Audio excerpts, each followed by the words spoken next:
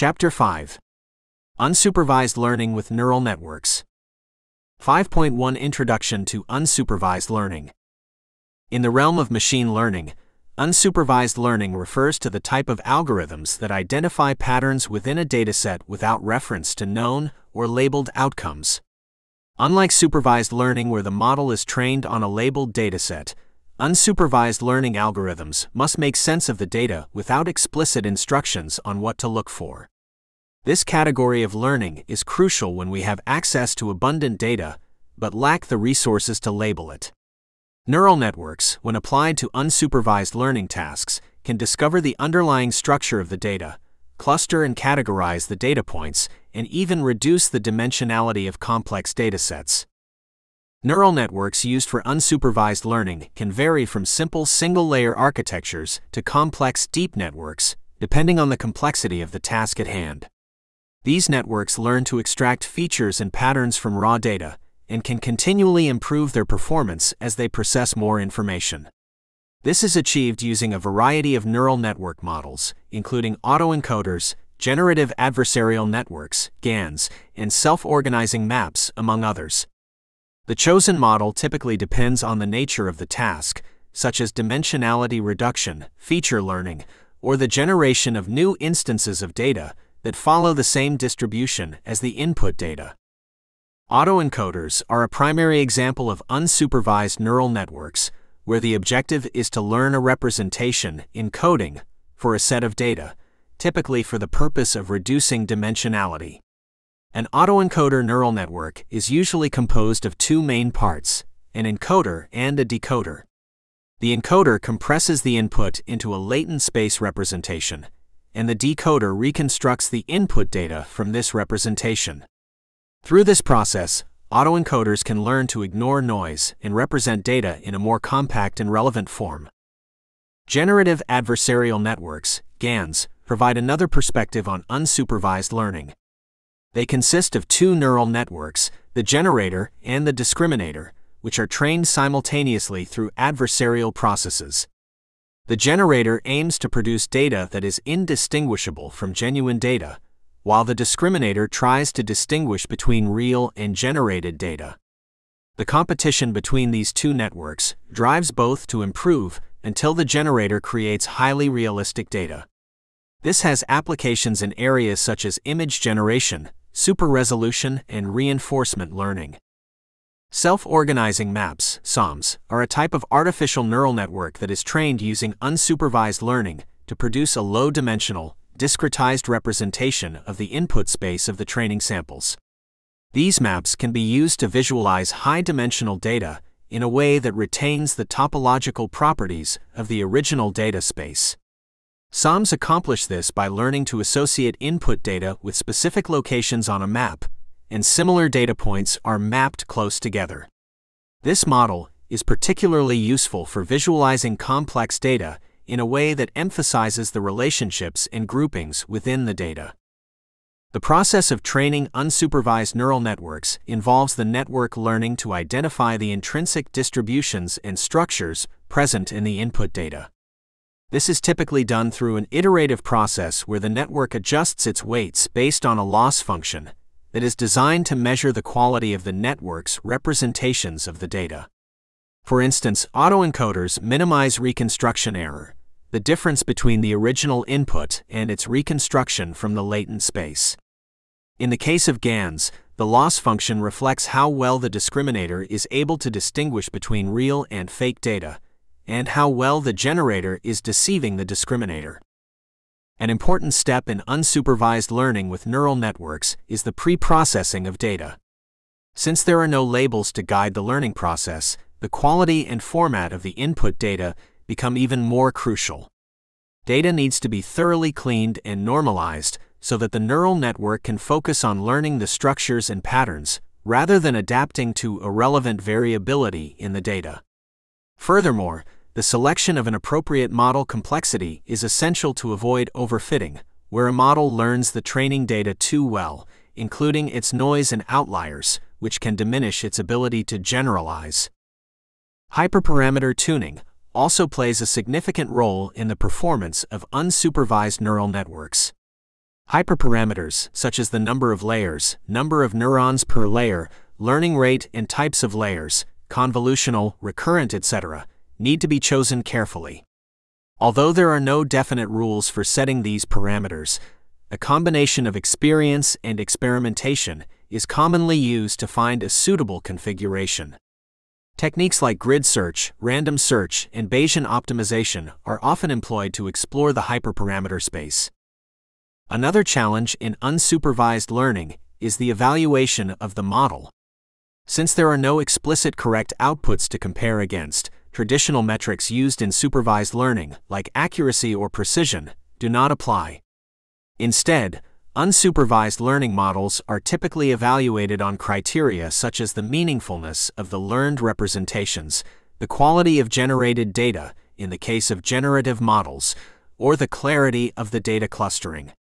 For instance, silhouette scores or Davies-Bolden index can be used to evaluate the quality of clustering, whereas the Frechet inception distance (FID) score is used for evaluating the quality of images generated by GANs.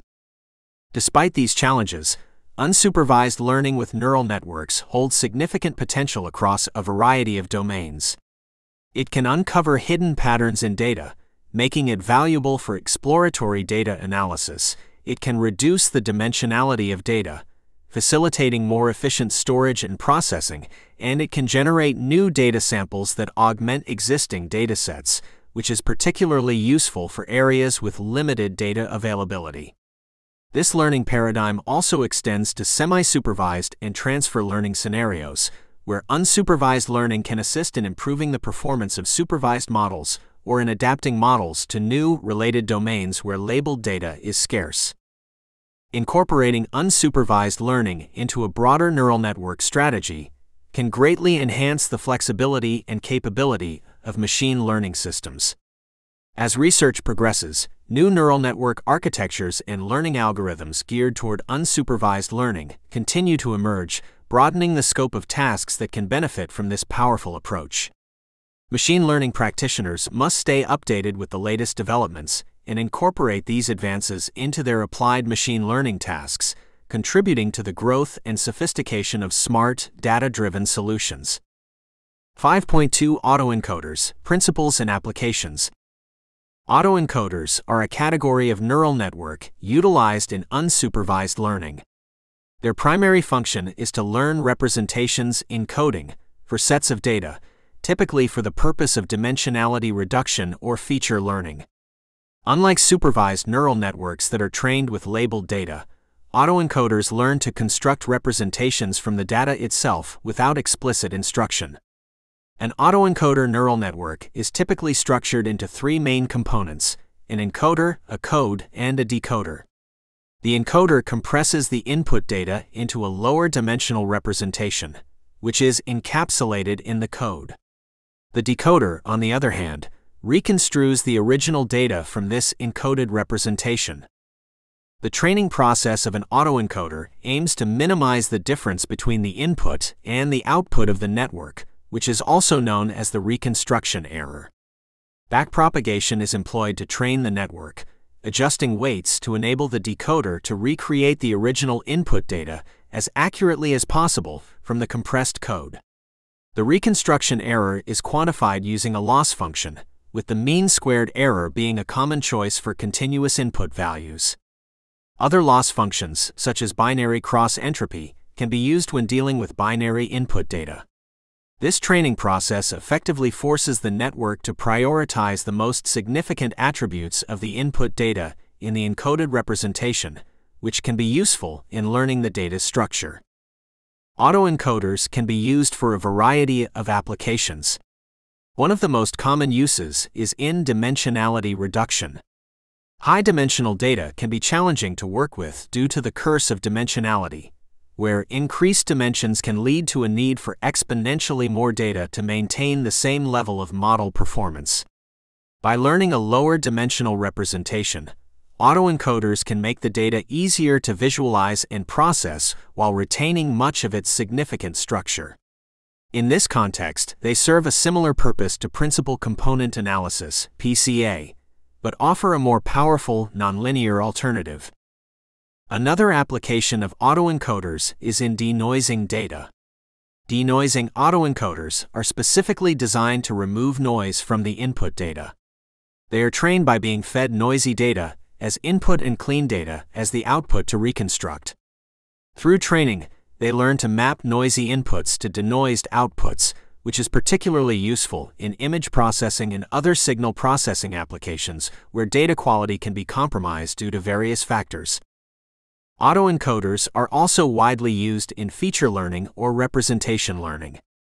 By learning to compress data into a smaller form and then decompressing it, the network learns the most critical features of the data. These features can then be used to improve the performance of other machine learning tasks, such as classification. The features encoded by the autoencoder can serve as input for a supervised learning model, potentially leading to improved accuracy and efficiency because the model can be trained on a distilled set of features rather than raw data. Autoencoders can be adapted to create generative models as well. Variational autoencoders, VAEs, are an extension of the basic autoencoder architecture that places constraints on the encoding process, which encourages the model to learn representations that follow a probability distribution. This characteristic enables VAEs to generate new instances of data after training, which can have various uses, such as creating new content that is similar to a given dataset. This generative capability has exciting implications in fields such as drug discovery and creative design. The architecture of autoencoders can also be modified to handle various types of data. For example, convolutional autoencoders utilize convolutional layers to process data with a grid-like topology, such as images. Such modifications allow autoencoders to exploit the inherent structure of the data, making them more effective in tasks like image reconstruction or feature detection where spatial relationships within the data are important. The design of the encoding and decoding network architecture is critical to the autoencoder's performance. While simpler autoencoders might use fully connected layers, more complex structures might include convolutional layers, recurrent layers for sequential data, or even attention mechanisms depending on the use case. The capacity of the network, i.e., the number of layers and nodes, can impact its ability to create a useful representation. An autoencoder that is too large might overfit the data, learning to recreate the input so precisely that it fails to generalize well to new, unseen data. Regularization techniques are often used in training autoencoders to prevent overfitting. These may include introducing noise into the input data, applying dropout to layers during training, or adding a sparsity constraint to the encoded representations.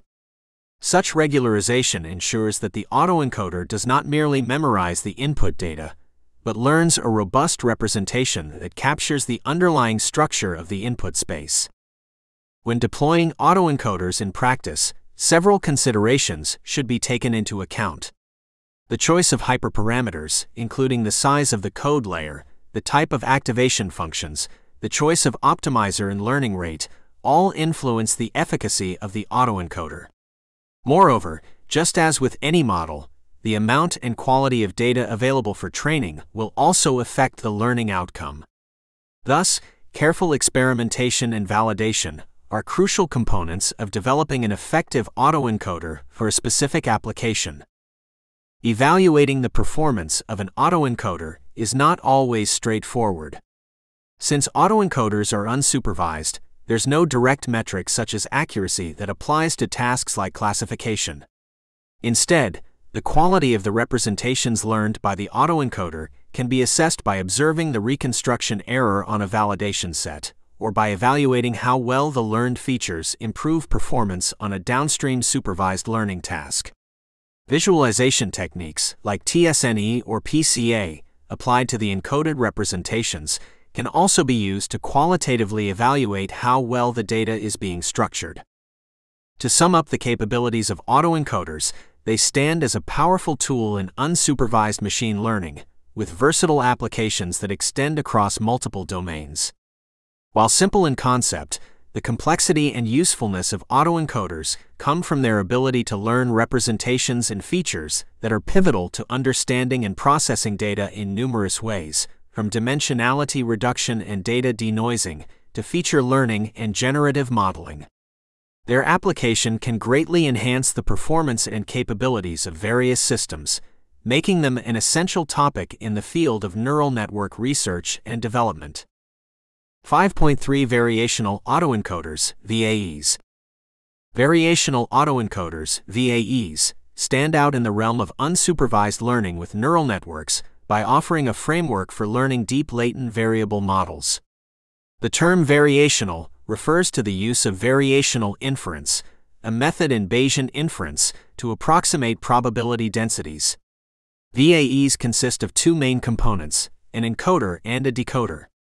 The encoder transforms input data into a set of parameters defining a probability distribution in a latent space, while the decoder reconstructs the input data from samples drawn from the latent space distribution. This approach to modeling allows for both the effective compression of data and the generation of new data samples that resemble the original dataset. At the core of a VAE is the recognition that instead of mapping inputs to fixed vectors as traditional autoencoders do, we can map them to distributions. Each input is translated into parameters of a probability distribution, typically a Gaussian, characterized by a mean and variance. This stochastic approach is what differentiates VAEs from other autoencoders. It introduces variability in the encoding process that proves essential for the generative aspect of VAEs. Sampling from these parameterized distributions yields different encodings for the same input, fostering the generation of diverse and plausible outputs after decoding. The training objective of a VAE comprises two parts: data reconstruction and regularization of the latent space. The reconstruction loss, usually a mean-squared error for continuous data or a cross-entropy loss for binary data, ensures that the decoder can accurately reconstruct the input from the latent encoding. On the other hand, the regularization term encourages the learned distributions to approximate a prior distribution, typically a standard Gaussian distribution. This term is essential to prevent overfitting and to ensure that the latent space has good properties that allow for meaningful interpolation and sampling. One key element in the training of VAEs is the reparameterization trick. This technique is utilized to backpropagate the gradients from the decoder to the encoder, despite the inherent randomness in the sampling process. Instead of sampling a latent vector directly from the distribution encoded by the input, the model samples from the standard Gaussian distribution and then applies a deterministic transformation based on the parameters outputted by the encoder. This transformation maintains the stochastic nature of the model, while allowing for gradient-based optimization techniques to be effectively applied. VAEs have shown remarkable promise in various domains, from image generation and enhancement to anomaly detection. In image processing, for example, VAEs can learn to generate new images that mimic the distribution of a training set, including complex datasets like human faces. In anomaly detection, the generative model can be trained on normal behavior and then used to detect deviations from that norm by examining how well new data can be reconstructed. Despite their advantages, VAEs are not without limitations. Sometimes the models can produce blurry or overly smooth results, especially in comparison with more direct generative models like Generative Adversarial Networks, GANs. This can be attributed to the use of simple prior distributions, such as the standard Gaussian, which might not capture the actual complexity of the data distribution in the latent space. Efforts to combat this issue include the use of more complex priors and hierarchical or conditional VAEs that can represent more nuanced dependencies and variations in the data. The architecture of VAEs is highly flexible, allowing for modifications to both the encoder and decoder structures. Convolutional neural networks, CNNs, can be implemented to process image data, and recurrent neural networks, RNNs, are applicable for sequence data like text or time series. This flexibility means VAEs can be customized for a wide range of applications and data types. Nonlinear activation functions, different types of layers and units, and attention mechanisms can all be integrated to improve model capacity and performance. Training VAEs involves balancing two forces, the need for accurate reconstruction and the need for a regularized latent space. Tuning this balance is crucial, as an overly strong emphasis on reconstruction can result in ignoring the regularizing effect, leading to a model that essentially operates as a standard autoencoder. Conversely, too much emphasis on the regular space regularization can hinder the model's ability to recreate detailed reconstructions. Finding the right balance is a matter of experimentation and depends on the specific characteristics of the dataset and the ultimate application of the model. The influence of VAEs extends beyond their primary function as a generative model. They enable a deeper understanding of the data by learning meaningful, latent representations. These representations are valuable for tasks such as clustering and visualization, where the goal is to uncover underlying structures or patterns in the data. The latent space into which the data is encoded can often reveal relationships and clusters that are not readily apparent in the high-dimensional original data space. Future directions for research in VAEs involve improving their sampling efficiency and extending their generative capabilities. Innovations in architecture, such as the introduction of flows in the latent space, can provide more expressive power for the model.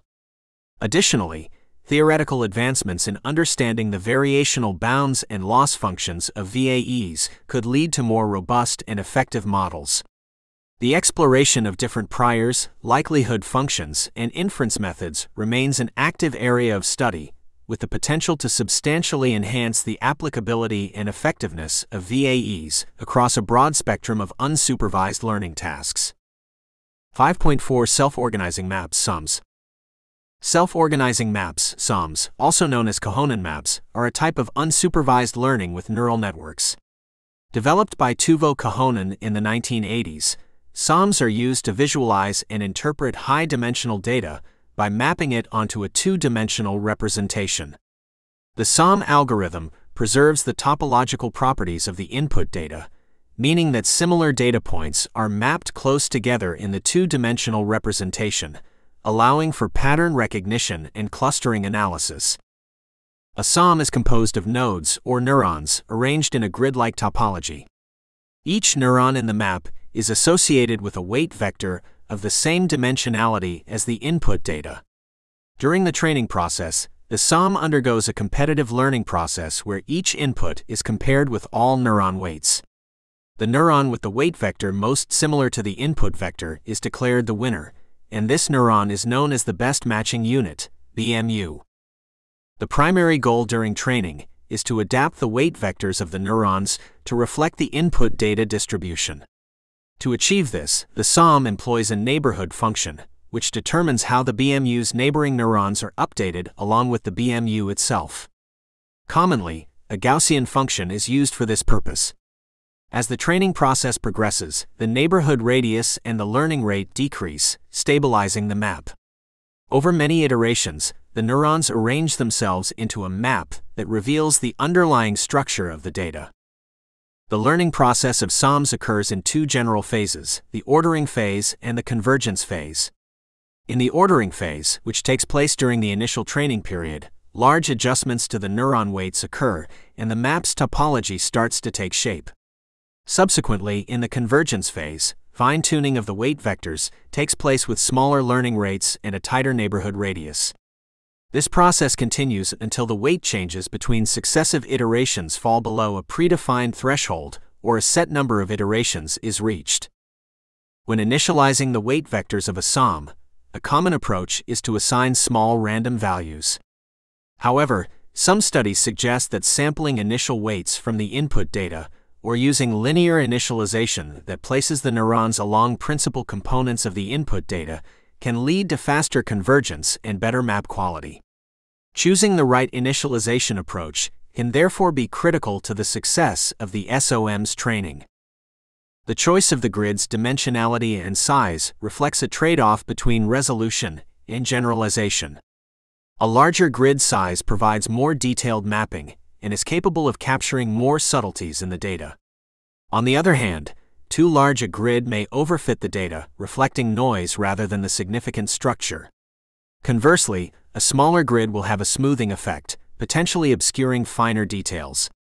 Selecting an appropriate grid size is typically an iterative process and may involve experimenting with different sizes to identify the one that best represents the data complexity. One significant challenge in working with SOMs is the presence of quantization errors, which are differences between the input data and the closest weight vector of a node. Quantization error can be used as a measure of the map's accuracy in representing the data. In practice, minimizing quantization error is a core objective in SOM training, with the caveat that an overemphasis on minimizing this error can lead to overfitting. Another important aspect of SOMs is their ability to act as a feature extractor. Through the training process, the network learns to model probability density functions of the input data. The weight vectors can be seen as a representation of the input in a reduced dimension, which makes SOMs particularly useful for visualization of complex datasets. Different variations of the standard SOM algorithm have been developed to tackle specific challenges or to improve performance. For example, some techniques adjust the map structure dynamically during training, allowing for more flexible representations.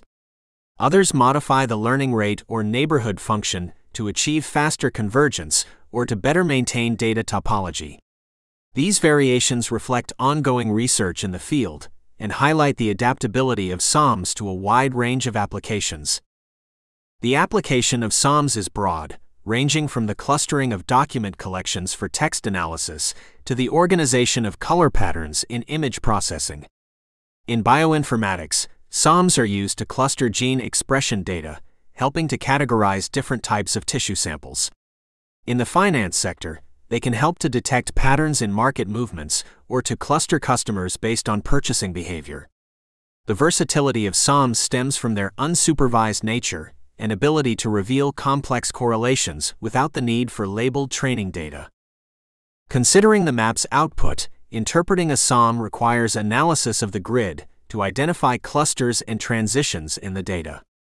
Neurons close to each other often form a cluster that corresponds to a set of similar input data points.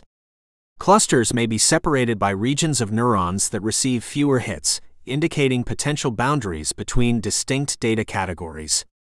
By inspecting these clusters and their relationships, insights into the structure and distribution of the original high-dimensional data can be gained. SOMs, with their robust visualization capabilities and the nuanced understanding of data they provide, are powerful tools for data mining and analysis. They offer a unique way to explore the intrinsic properties of datasets without supervision, enhancing our ability to interpret, classify, and understand large complex data. The self-organizing map continues to be an area of active research as new methods and adaptations are constantly developed to extend its applicability and performance. 5.5 Generative Adversarial Networks, GANs. Generative Adversarial Networks, commonly abbreviated as GANs, represent a class of artificial intelligence algorithms used in unsupervised learning. They were introduced by Ian Goodfellow and his colleagues in 2014. GANs are composed of two distinct models, the generative model and the discriminative model. The generative model, often called the generator, is tasked with producing data that is indistinguishable from real-world data, while the discriminative model, or discriminator, evaluates data to determine whether it is real or artificial. This adversarial process, where both models are trained simultaneously, leads to the generation of high-quality synthetic data. The generator initiates the process by creating data from a random noise input. Its structure is typically that of a deep neural network with several layers that transform the input noise into a data instance. Initially, the generator produces output that is easy to distinguish from genuine data. However, as training progresses, The generator improves its ability to create data that more closely resembles the real-world data it is meant to mimic. The generator's goal is to maximize the probability of the discriminator making a mistake by improving the fidelity of its generated data over time. Simultaneously, the discriminator, which is also a deep neural network, receives both real data and fake data generated by the generator. Its task is to classify the inputs as real or fake accurately. During training, the discriminator's objective is to increase its accuracy in distinguishing real data from that created by the generator. It provides feedback to the generator in the form of gradients, which the generator uses to update its parameters. The discriminator's structure is often similar to that of a standard binary classifier neural network, but it operates in conjunction with the generator. One of the underlying concepts of GANs is the idea of a minimax game. The training process can be likened to a two-player game where the generator aims to minimize its loss function, while the discriminator strives to maximize its own. This competition drives both networks to improve over time. The loss function typically used in a GAN is called the adversarial loss, which quantifies how well the generator is tricking the discriminator and how well the discriminator is distinguishing between real and fake. As the training of a GAN progresses, the generator learns to produce progressively more realistic data. At the same time, the discriminator learns to become a better judge. The point of equilibrium, known as the Nash equilibrium, is where the generator produces perfectly realistic data, and the discriminator is unable to differentiate between real and artificial instances, classifying both as real or fake with equal probability. At this stage, the generator's output can be considered as having the same statistical distribution as the training data. The architecture of GANs allows for flexibility and has led to various adaptations and extensions. One popular variation is the conditional GAN, CGAN, where both the generator and the discriminator receive additional information, such as class labels, which enables the generation of data conditioned on specific attributes. This conditioning can be used to direct the data generation process, allowing for the creation of targeted types of data, which can be highly useful in practice. Training GANs, however, comes with significant challenges. One of the main issues is known as mode collapse, where the generator learns to produce only a limited variety of outputs, or even the same output over and over, rather than a diverse range of data. Addressing mode collapse requires careful tuning of the network architectures, loss functions, and training procedures.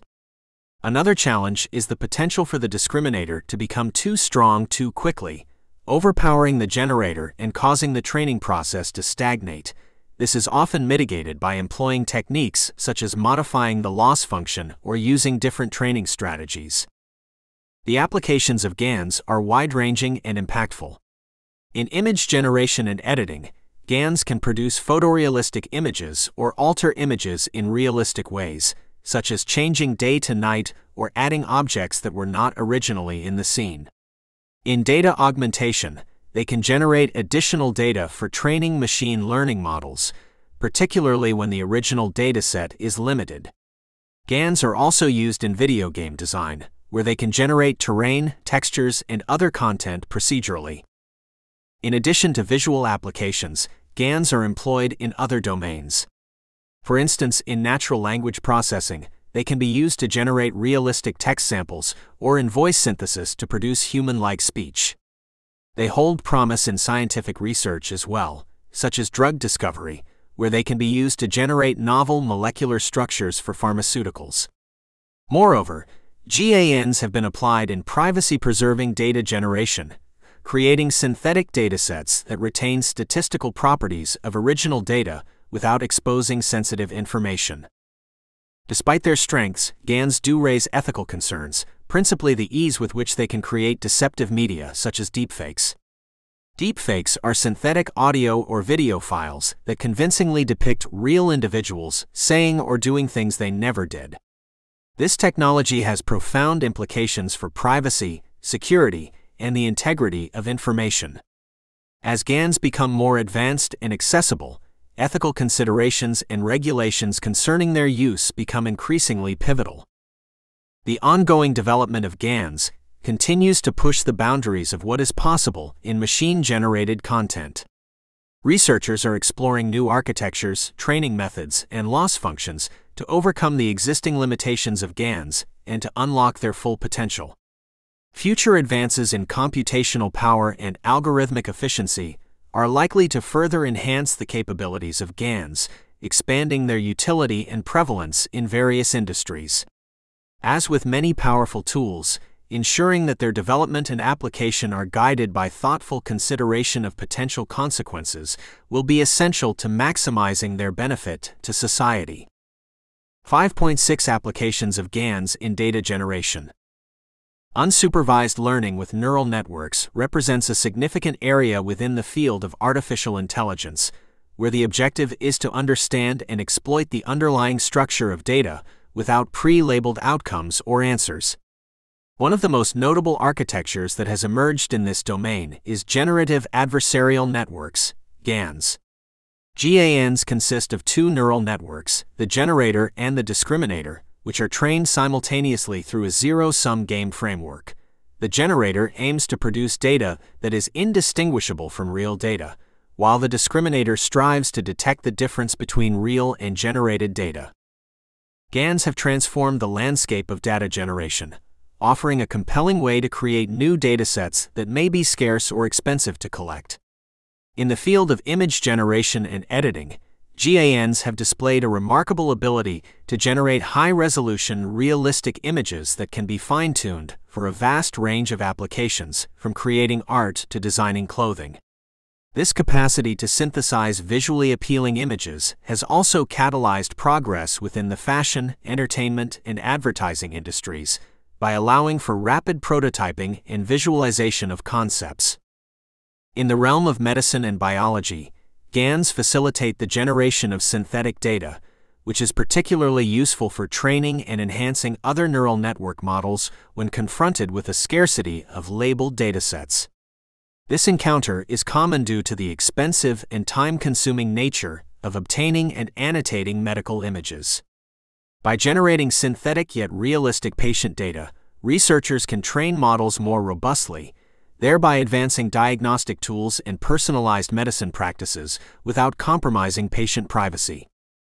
In natural language processing, GANs have been applied to tasks such as text generation, where they can learn to produce coherent and contextually relevant pieces of text. These capabilities extend to applications like automatic story generation, dialogue systems, and even the simulation of historical text for linguistic research. The advanced text generation, which enforces realistic syntax and semantics, can be used to improve language models or to generate datasets for further machine learning tasks.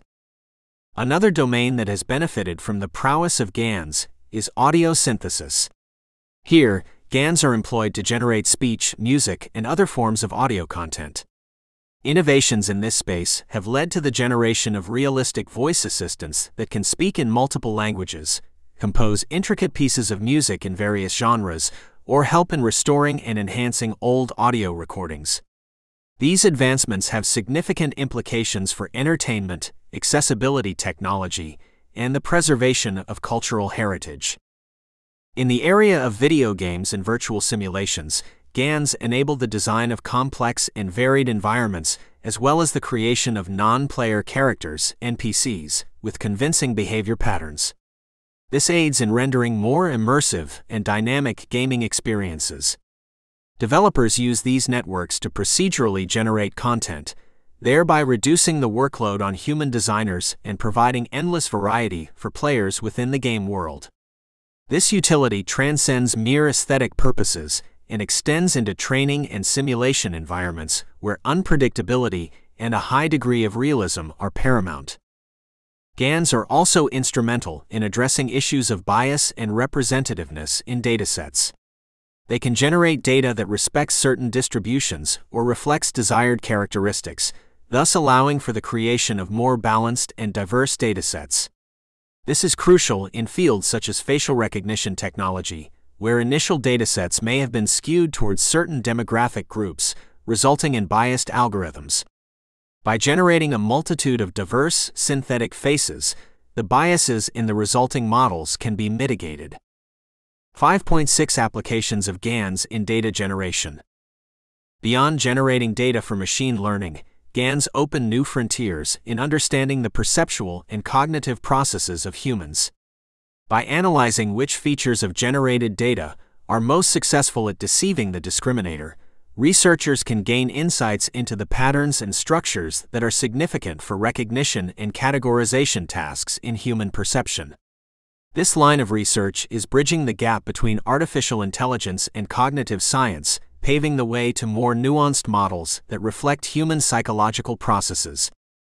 In the domain of anomaly detection, GANs offer a potent solution. Typically, anomaly detection requires models to discern outliers within the data, which often come in small numbers, making it challenging for traditional methods to perform well. GANs, by learning the distribution of normal data, are capable of highlighting data points that deviate significantly from the model's learned representation of normality. This application is extremely useful in contexts such as fraud detection, network security, and preventive maintenance in industrial settings. GANs have shown considerable promise in their ability to perform style transfer, translating the style of one set of data onto another while preserving its content. This has applications in artistic endeavors, where images or videos can be transformed to mimic the styles of famous artists or eras. Additionally, this technology is being used for educational purposes, where it can generate visual aids by transposing complex scientific concepts into visually analogous, simpler representations. By leveraging GANs in this way, abstract concepts become more accessible and engaging for a wider audience. The flexibility and adaptiveness of GANs have given rise to a multitude of other niche applications. From imputing missing data in incomplete datasets to assisting in the design of drug compounds by generating molecular structures, the potential of GANs continues to unfold. As these networks become more advanced and their training processes are refined, their ability to produce data of increasing fidelity and diversity ensures that they will remain as a vital tool in the arsenal of unsupervised learning techniques. The applications mentioned represent just a fraction of the potential uses for GANs, as researchers and practitioners alike uncover new ways to utilize this technology for creative and analytical purposes. With every problem encountered and every limitation surpassed, GANs continue to redefine the boundaries of artificial data generation. 5.7 Clustering with neural networks. Unsupervised learning with neural networks is a vast area of study that involves learning patterns from unlabeled data. One of the key areas in unsupervised learning is clustering, where the goal is to group similar instances together without prior knowledge of the groups. Clustering with neural networks leverages the ability of the networks to learn complex data representations, where the grouping can be based on nonlinear similarities that traditional clustering algorithms might not be able to capture. Neural networks designed for clustering tasks, also known as clustering neural networks, are typically characterized by the absence of a teacher signal that provides correct answers during the training phase. Instead, clustering neural networks learn to partition the data space into regions based on intrinsic structures within the data.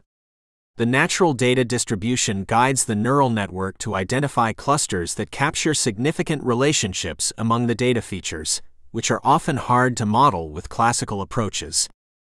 The most common neural network model for clustering is the self-organizing map, SOM, which is used to produce a low-dimensional, typically two-dimensional, discretized representation of the input space of the training samples. SOMs function on an unsupervised competitive learning rule which iteratively aligns the network's weights to resemble the input data structure while preserving the topological properties of the input space. Since SOMs maintain topology, they provide a way to visualize complex multidimensional data, an aspect that has made them particularly useful in exploratory data analysis. Another neural network approach to clustering is the use of autoencoders, specifically designed with a bottleneck architecture. An autoencoder is a type of neural network that aims to reconstruct its input data after passing it through a bottleneck layer, which has a fewer number of neurons than the input layer. By doing so, the bottleneck layer can learn an efficient encoding of the data. When applied to clustering, the low-dimensional encoding learned by the autoencoder is interpreted as clustered in the latent space.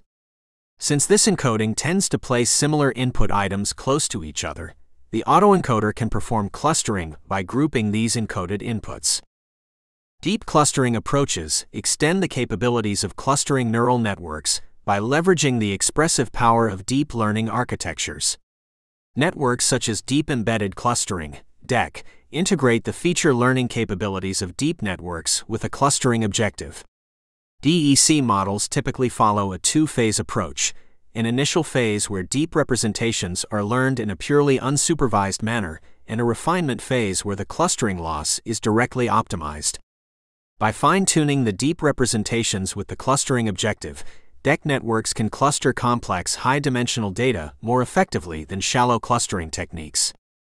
The choice of the loss function in clustering with neural networks is crucial because it needs to be aligned with the goal of discovering the underlying structure of the data without explicit labels. Commonly used loss functions for clustering include variations of the Kullback-Leibler divergence, which measures the distance between the soft assignments of data points to clusters, and an auxiliary distribution, and the reconstruction loss, which penalizes deviations from the input data when using autoencoder-based models. The success of clustering with neural networks largely relies on appropriate initialization and careful hyperparameter tuning.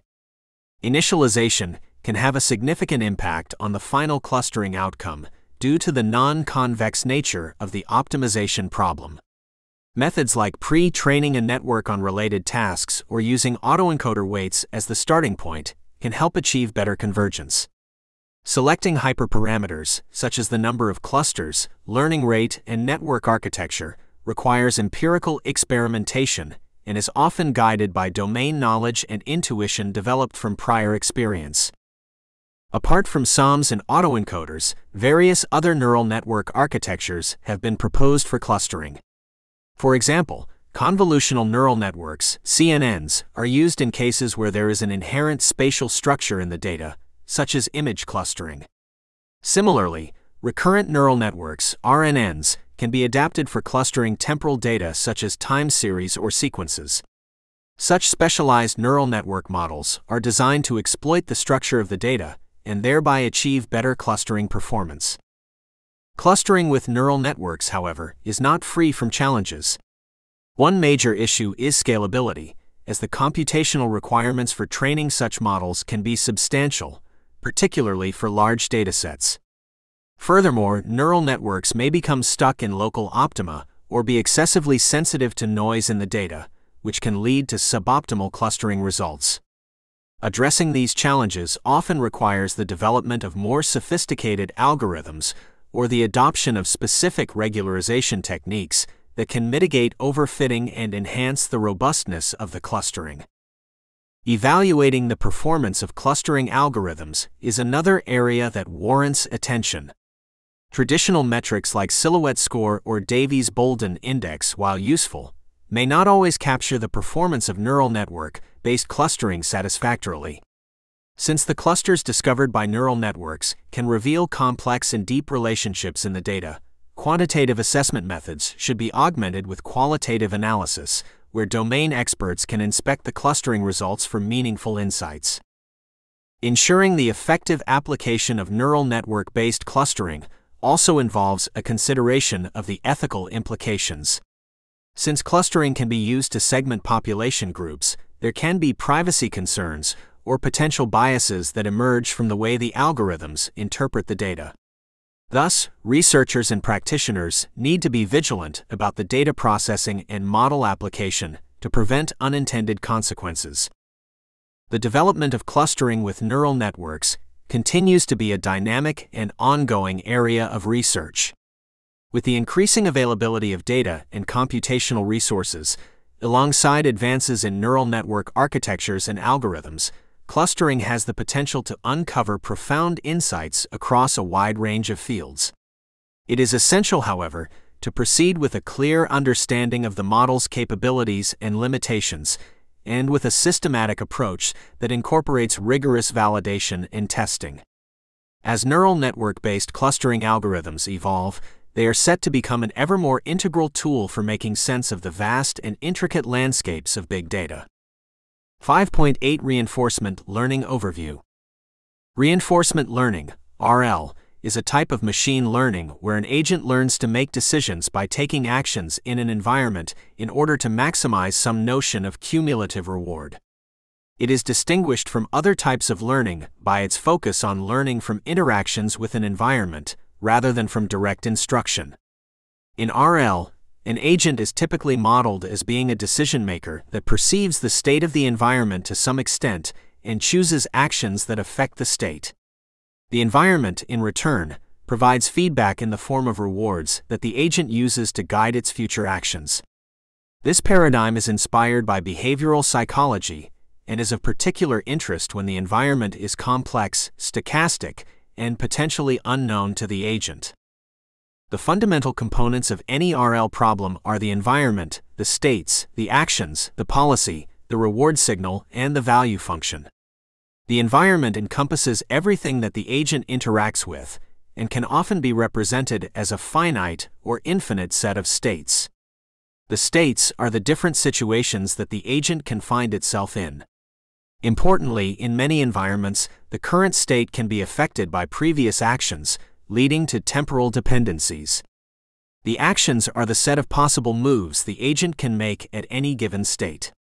The policy is the strategy that the agent employs to decide its actions at each state, which can be deterministic or stochastic. The reward signal is the immediate return received after taking an action, and it reflects the agent's success or failure. Finally, the value function estimates the long-term benefit of being in a given state, and is fundamentally linked to the policy used by the agent. The learning process in RL involves discovering a policy that earns the maximum cumulative reward over time. One of the key challenges is the trade-off between exploration and exploitation. Exploration involves trying out new actions to discover their effects, essential for finding the most rewarding opportunities. Exploitation involves choosing the best-known action based on past experiences to achieve the highest rewards. Balancing these two aspects is crucial because too much exploration can lead to suboptimal performance due to frequent risky actions, while too much exploitation may prevent the agent from finding potentially better strategies. RL algorithms can be broadly categorized into model-based and model-free approaches. Model-based RL involves creating a model of the environment that the agent can use for planning. This model predicts the outcomes of actions and the resulting states, and it can be used to simulate experiences without real interaction, which is akin to learning with a mental model. This allows the algorithm to evaluate potential actions more efficiently. However, model-based approaches can be complex and may require a substantial amount of computation, particularly if the environment is complex. Model-free RL, on the other hand, does not require the creation of an environment model. Instead, it directly learns the value function and/or policy from interactions with the environment. This can be more practical in large or uncertain environments where modeling is difficult or infeasible. Temporal difference (TD) learning is a model-free approach that is central to many RL algorithms. TD learning combines ideas from dynamic programming and Monte Carlo methods. It updates the value function based on estimated returns from the current policy rather than waiting for the final outcome. This is powerful because it allows the agent to learn from incomplete sequences, updating its policy as it goes. One of the most famous algorithms using TD learning is the Q-learning algorithm, which learns an action value function that gives the expected utility of taking a given action in a particular state and following the current policy thereafter. Another key concept in RL is the idea of policy gradients. Rather than learning value functions to indirectly infer a policy, policy gradient methods directly adjust the parameters of the policy in a way that maximizes expected rewards. This approach can be particularly useful in high-dimensional or continuous action spaces where it is difficult to represent the value function discretely. Policy gradient methods update the policy by taking steps in the direction that increases the expected return, defined by the gradient of a performance measure with respect to the policy parameters. This class of methods includes algorithms such as reinforce and actor-critic methods. Deep reinforcement learning combines RL with deep learning. Neural networks are used to approximate the policy, the value function, or both, enabling the handling of large-scale problems with high-dimensional inputs and action spaces. The deep learning component allows for the automatic feature extraction from raw sensory input, which is particularly useful in problems where the state space is not easily represented by hand-engineered features. The integration of deep learning with RL has led to the development of algorithms capable of achieving superhuman performance in complex tasks, including playing video games and controlling robots. The most notable example is DeepMind's AlphaGo, which beat the world champion in the game of Go. Despite these successes, RL faces several challenges. One such challenge is the issue of reward engineering, where designing an appropriate reward signal that leads to desired behaviors is not straightforward. In many cases, the most obvious reward structure may lead to unintended behavior due to unforeseen consequences of those reward functions. Another issue is that RL, especially with deep neural networks, can require an enormous amount of data to learn effectively. This can be an issue in environments where data collection is expensive or slow. Additionally, the learned policies can sometimes be brittle and can fail when encountering scenarios that are not well represented in the training data. Finally, the field of RL is expanding to tackle problems involving multiple agents, known as multi-agent RL, and continuing to improve on methods for learning in partially observed environments. In these scenarios, the presence of other agents or the lack of complete information adds layers of complexity to the learning process. As RL continues to evolve, it remains a vibrant area of research, with continuous efforts being made to develop more robust, efficient, and generally applicable algorithms. Researchers are also investigating the ethical implications of RL, especially as it begins to be deployed in real-world settings, and the safety of RL systems is a growing concern. The long-term goal is to create RL agents that can interact with other intelligent systems and humans in a manner that is both effective and responsible. 5.9 Deep Reinforcement Learning Algorithms. Deep Reinforcement Learning, DRL, represents a powerful suite of techniques that combine deep learning and reinforcement learning principles to create systems able to make decisions and learn policies using high-dimensional input data. Unlike traditional reinforcement learning, which often struggles with raw sensory input, DRL can handle complex, unstructured environments. The fusion of deep learning enables these algorithms to process vast amounts of information, giving them a perceptive edge in varied tasks, from playing video games to controlling robots. The backbone of deep reinforcement learning is the neural network, which serves as a function approximator. Within the context of DRL, the neural network estimates either the value of a certain state or the value of a certain action. These are known as value-based methods, or directly estimates the optimal policy, which dictates the best action to take in a given state. These are known as policy-based methods. Some algorithms, known as actor-critic methods, combine both aspects by using one network to approximate the policy and another to estimate the value function. Value-based deep reinforcement learning methods, like deep Q networks, DQN, have gained attention for their success in learning optimal strategies in high-dimensional spaces.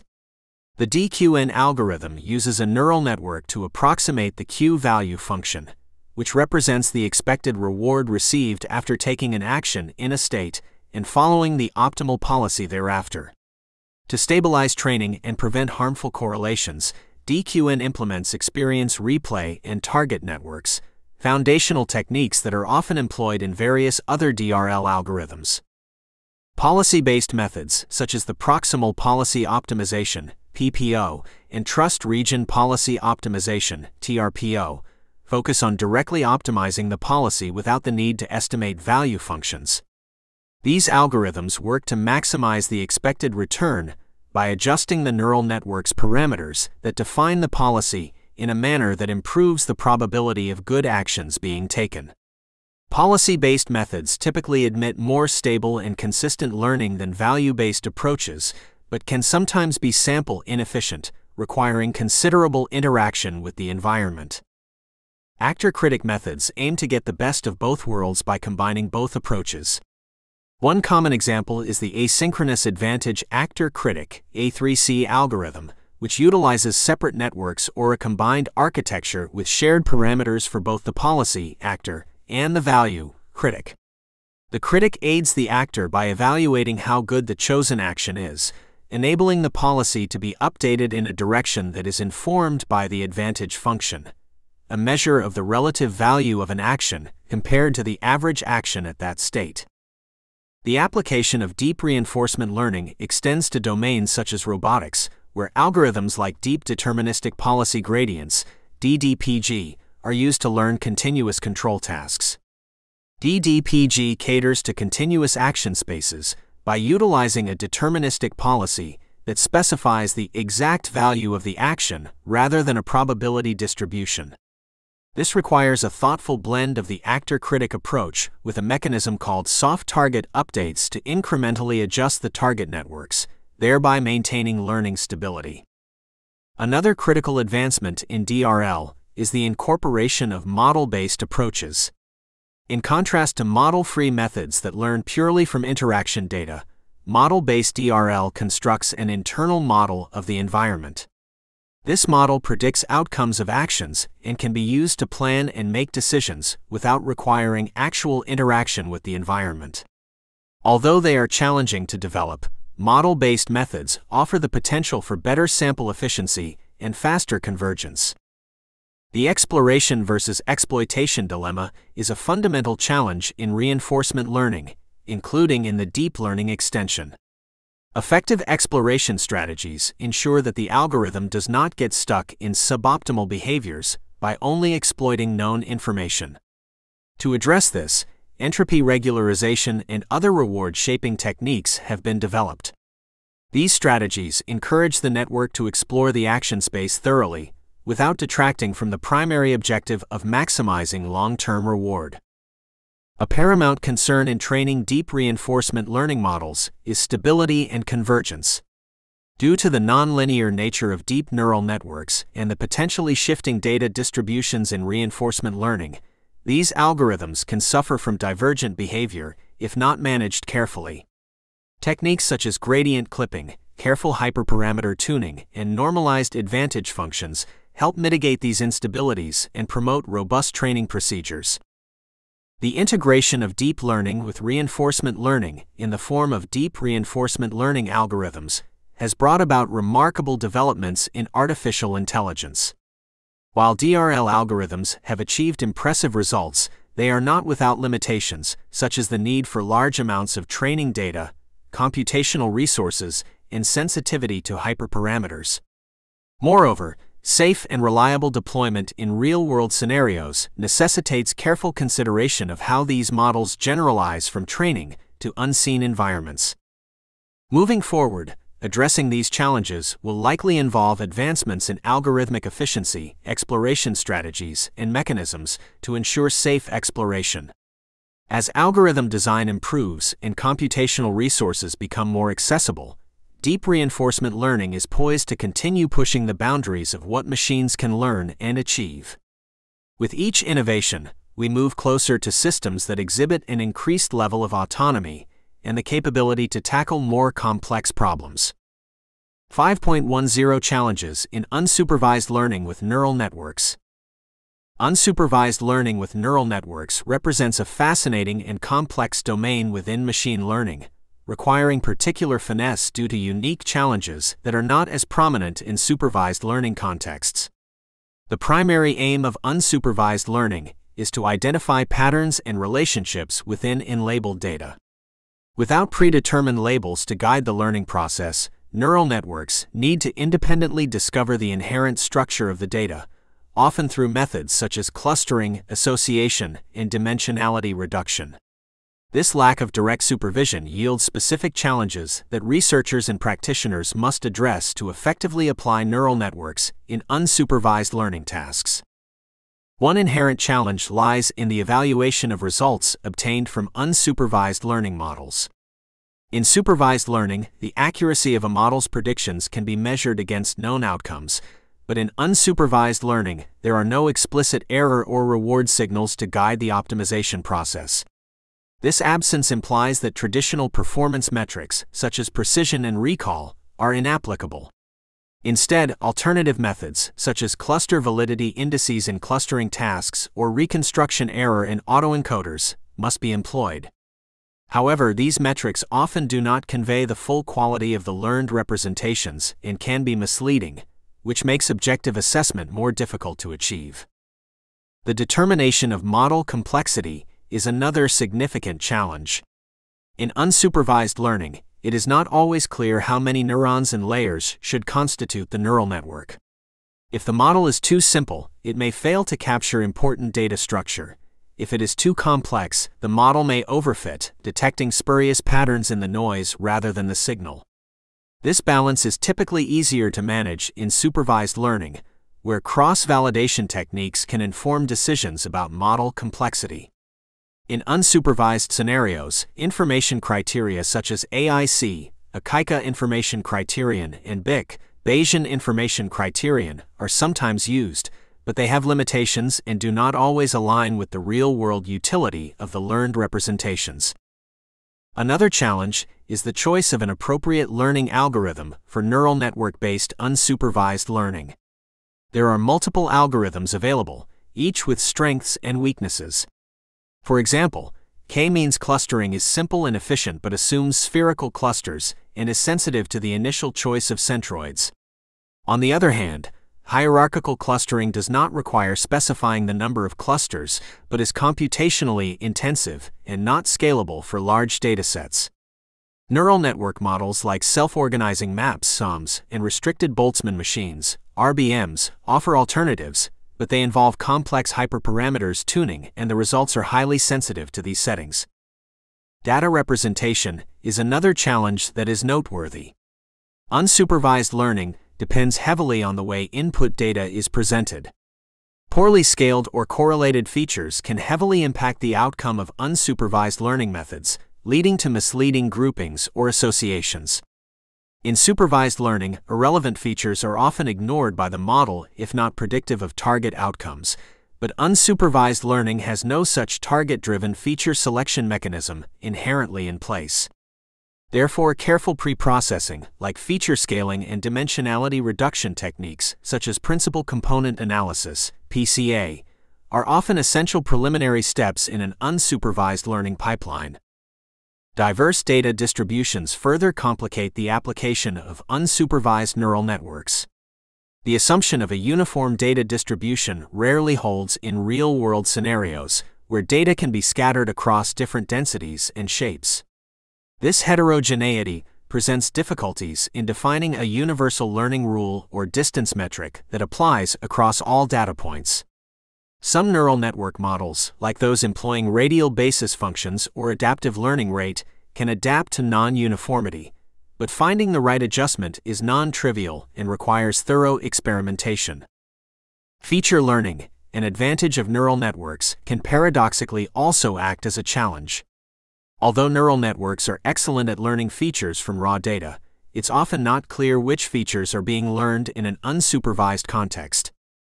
There is no direct feedback, like in supervised learning, to indicate whether the learned features are meaningful or beneficial for the task at hand. Therefore, unsupervised learning often requires further steps, such as visualization, to interpret the feature space the network has learned, an aspect that can be subjective and labor-intensive. Determining network topology is also a considerable challenge. Unsupervised neural networks do not simplify to a single architecture that fits all types of data and use cases. The topology, how neurons are structured and connected, requires careful consideration, often involving a series of trials and errors.